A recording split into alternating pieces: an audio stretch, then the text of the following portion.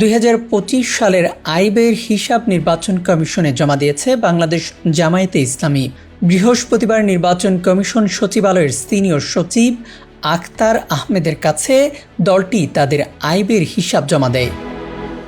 ইসিতে জমা দেওয়া হিসাব অনুযায়ী দলটি 2025 সালে আয় করেছে 23,68,24,139 টাকা আর ব্যয় করেছে 23,91,86,934 টাকা।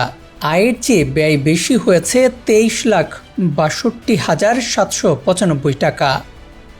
দলটির হাতে নগদ আছে 7,51,13,065 টাকা আর ব্যাংকে জমা আছে 7,98,31,363 টাকা।